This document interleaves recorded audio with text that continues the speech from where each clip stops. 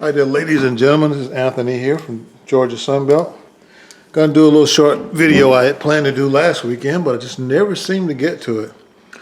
Just a little mail call and a couple of pickups I got from the DullesTrain show last weekend.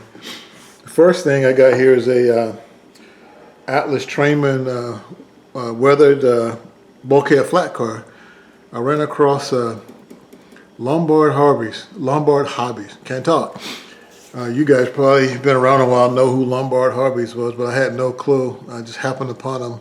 I think I was on a YouTube group and happened to see them advertising on there, so I went to their hobby shop, and they were selling some weathered cars. And so I normally wouldn't pay 32, 34 bucks for a car, but I wanted to see what these would be like, so I splurged a little bit and got a couple of weathered cars. This is a weathered TTX flat car. It actually looks pretty good. Hopefully you guys can see this.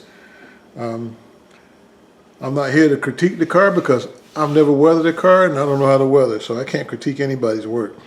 But I mean, it's even got the I see the splash on the ends. Excuse me. And the only way I know about that is because I saw somebody else talking about it. I probably would have never noticed it before. But it's a pretty good looking flat car. So they got that one. That was from Lombard Hobbies. I keep saying Hobbies for some reason. The other one is a 60-foot high cube box car, Norfolk Southern. If you're familiar with my channel, you know I'm a Norfolk Southern guy, and I really like that railroad. So grabbed this one. To me, it looks pretty good. It has a little graffiti. I'm not a big graffiti guy. If a box car has no graffiti, I'm happy with it, but I know that's not prototypical these days. Everything's got graffiti all over it.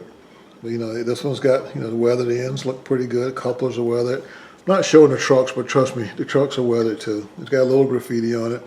I could deal with this much, but some guys I've seen, the whole car is all graffitied up. I'm not interested in that, but to each his own.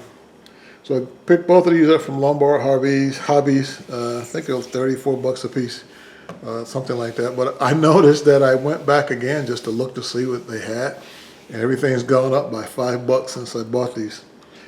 I guess the bonus I got from Lombard is a pack of fruit snacks. That came in the box too. So if you ever order anything from Lombard Hobbies, you're going to get a pack of fruit snacks, I guess. A couple things. I also went to the DullesTrain show last week. And pretty well disappointed, very disappointed. There was not one HO layout, not too many HO vendors. I mean, they didn't have very much. Couple things I did find was these 70-ton Bowser wood chip cars, which I do like. And they're pretty cool. And I just opened this. You just saw me open that. I didn't know it came with a load in it. I've got this one Seaboard line, and the other one I got an L&N. I only opened up the Seaboard. I picked these up for 22 a piece. It was 22 a piece. Originally, he had a bunch of stickers on here on the box, and I wanted to see what he had been trying to sell them for.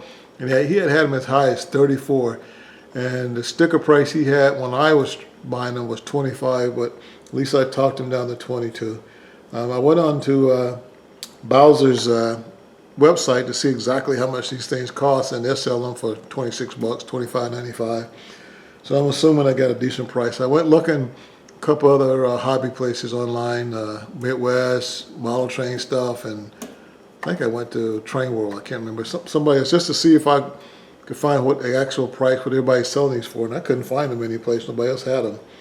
So I'm going to assume that 22 bucks is a good price for these right now, especially when he was trying to sell them for 34, 35 bucks before, when I was pulling the stickers back.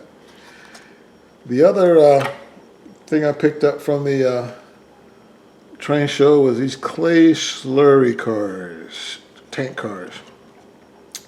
As you know, I'm from Georgia, but I don't live in Georgia now, but I'm from Georgia. And the area I'm from, there were quite a few kaolin industries around the area. I mean, you'd be driving back in the woods, driving down a road, all of a sudden the kaolin industry pop up. So I picked up these clay slurry cars. These are just the Union tank cars. I bought 3 of them. He had 3 of the Union tanks, different road numbers. Originally, he was trying to sell them for $29, I think it was, and I talked him down to 24 a piece. So I think I got a pretty decent deal. I bought 3 of these at the train show a couple of years ago, and I talked the guy down to 55. So I paid more for these this time than I did before. Different vendor, but I don't know, they seem to be getting rare, so maybe the price is going up. So I'm happy with what I got at the train show. Again, I got 3 of these. Oh, and one other thing I picked up was a 2-bay cement hopper, Norfolk Southern. It's downstairs on my layout right now. Because, you know, I'm trying to model some, you know, aggregate cement industries. So that's what I grabbed from that DullesTrain show. I probably won't be going back anymore, especially after this year, because I was highly disappointed. No HO layouts, very, very few vendors. People not willing to deal with you very much. And there's some pretty high prices there. So I'm going to do a layout update too. I did quite a bit of work on my layout over the past 2 weeks. I think it's been 2 weeks since I did a video, maybe 3 weeks. But I did what to me is quite a bit of work compared to what I normally do.